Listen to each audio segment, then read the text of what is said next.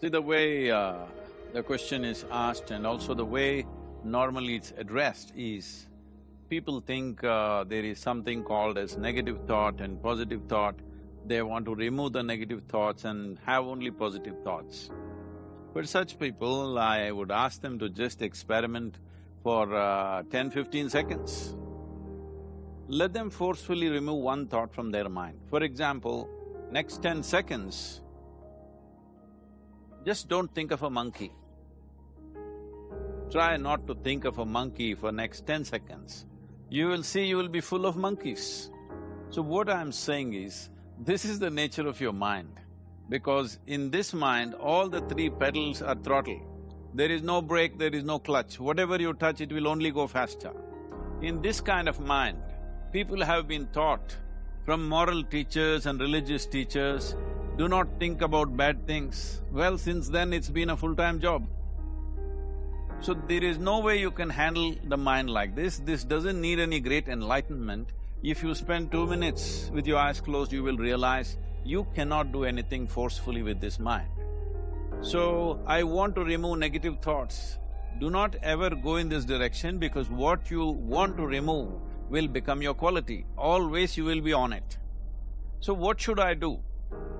The thing is this, without understanding the fundamental mechanism of this mind, because our mind, human mind, is the most sophisticated computer on the planet. Even all the supercomputers have come out of this. When this is the case, is it not important that we understand the mechanics of how it functions?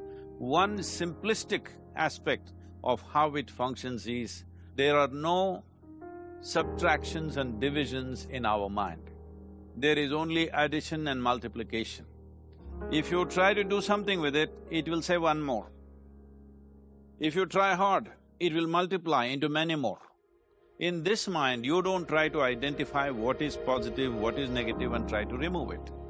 First of all, one needs to understand, this mind of yours, this body of yours, is supposed to serve you.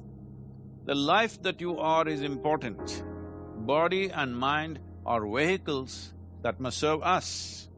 If you sit in a vehicle, it must go where you want to go. If it goes to its own destination, what is the point of such a vehicle? It's just a nuisance. Right now, most human beings are unfortunately experiencing this fantastic possibility of human mind as a nuisance, as a troublesome thing. Well, this is the most beautiful thing you have. It's just that you need to pay little attention as to how it functions. One simple thing is this: there is something called as you which exists. This is not a composite of all your thoughts and emotions and physiological processes. Beyond that, there is you. If you close your eyes, even if you cannot see anything, you're still there. It is through the window of your eyes that you're looking out, but if you close your eyes, it doesn't mean that you don't exist. You still exist. So beyond your thought, you still exist. Beyond your emotion, you still exist. So that you, the life that you are, this has to come into your experience. Why is it that you're not allowing that to come into your experience, which is the most significant aspect of who you are? Who you are right now, the most significant aspect is, you and me are alive right now, this is it. What I'm thinking, what you're thinking is not the important thing. We are alive right now, that is the important thing. So, it is important that you focus on this fundamental sense of aliveness within you, and then you will see there is a natural distance between you and your thought process. Once there is a distance between your psychological process and your physiological process, this is the end of suffering. Because there are only two kinds of suffering that human beings go through, physical suffering and mental suffering. Once you create a little space between you and your mind, between you and your body, this is the end of suffering.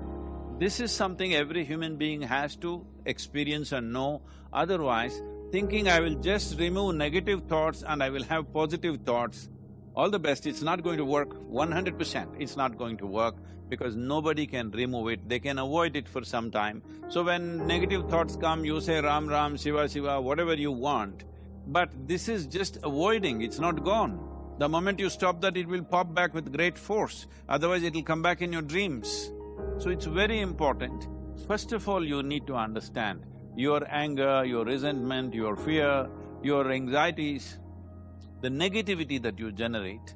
Generally, resentment, anger, it is always directed towards somebody. But we need to understand this is poisons that we are drinking and expecting somebody else to die. Fortunately, life doesn't work like that. If I drink poison, I die. If I drink poison, you don't die. So, we need to understand this. When I say poison, today you can have yourself chemically analyzed. Right now, what is your blood work, what it says? 5 minutes of intense anger, check your blood work and see, there will be lots of negative elements in it. Literally, you're poisoning yourself. So, do you want to poison yourself? Definitely not. Now, the very question is coming from certain helplessness, what shall I do? Don't do anything. Just sit back and just concern yourself with something which is a life process. Maybe your heartbeat, maybe your breath, maybe just the sensation of being alive. Depending upon how sensitive or how perceptive you are, accordingly, find something.